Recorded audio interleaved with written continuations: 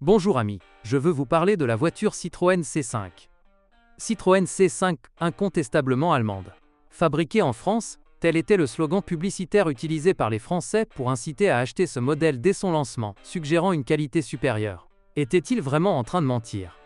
Comme vous pouvez le constater, la gamme de moteurs essence et diesel est très attractive. Malheureusement, les modèles récents ne proposent que deux moteurs 1,6 litres. Les autres ont été abandonnés. Le constructeur a supprimé les moteurs 1,8 litres, 2,0 litres et le plus puissant, le V6 3,0 litres. C'est dommage, car la version 2,0 litres, milieu de gamme, sera le meilleur choix pour l'utilisateur moyen. Sa consommation est raisonnable et son dynamisme, quelle que soit la puissance, est remarquable. Le 1,8 litres est sous-alimenté et le V6 consomme énormément, même s'il est agréable à conduire. Comme vous pouvez le constater, les moteurs essence quelque peu désuets de la Citroën C5 n'étaient pas populaires.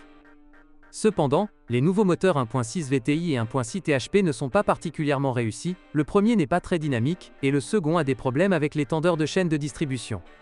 Parmi les diesels, le moteur 2,0 litres est également le plus performant, mais il connaît parfois des pannes de composants. Si une consommation légèrement supérieure ne vous gêne pas et que vous appréciez la conduite rapide, le 3,0 HDI est le choix idéal. Malheureusement, il est quasiment impossible d'en trouver un sur le marché de l'occasion. Je déconseille toutefois l'achat d'autres moteurs diesel. Le 1.6 HDI souffre non seulement d'un turbocompresseur grippé, mais il est aussi totalement hors sujet dans une voiture de cette catégorie. Il manque de dynamisme.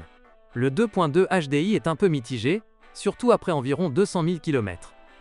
Les pannes de calculateur moteur, les défauts de capteur, les pannes de turbocompresseur et les problèmes d'injection Common Rail sont des problèmes courants avec ce moteur. La version 204 chevaux est encore plus risquée car elle est équipée d'un double turbocompresseur. Il est également inutile de s'intéresser au moteur V6 2,7 litres, moins puissant, qui non seulement présente des problèmes de turbocompresseur, mais a aussi tendance à avoir des roulements desserrés.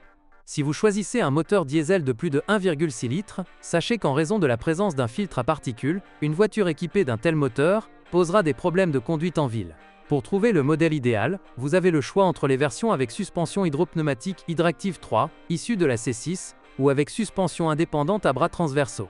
Et qu'en est-il de la sécurité de la Citroën C5? Comme il sied à une voiture française du segment D, elle a obtenu la note maximale de 5 étoiles au crash test Euro NCAP. Les premiers modèles équipés d'une suspension hydropneumatique présentaient des fuites au niveau des amortisseurs. L'ordinateur de bord affichait parfois des messages erronés. Un autre défaut de la Citroën C5 est sa peinture de mauvaise qualité, qui s'écaille sur les passages de roues et les bas de caisse. Espérons que cela n'entraînera pas de corrosion à l'avenir. Quels autres problèmes? Des phares embués, des pièces intérieures en plastique usé, et des plaquettes et disques de frein, qui s'usent très vite en raison de leur poids élevé. Mais ce ne sont pas des problèmes graves.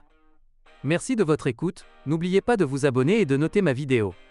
Si vous connaissez des problèmes avec cette voiture que je n'ai pas mentionné, n'hésitez pas à les partager dans les commentaires. Bonjour les amis. Vous cherchez une voiture d'occasion? Vous devez prêter attention au site web carm.pro. Carm.pro est grand catalogue de voitures, moteurs, boîtes de vitesse. Et le meilleur, c'est que vous pouvez trouver des informations sur les pannes de n'importe quelle pièce. Complètement gratuit. Allez sur le site web carm.pro et découvrez tous les éventuels points faibles des voitures d'occasion.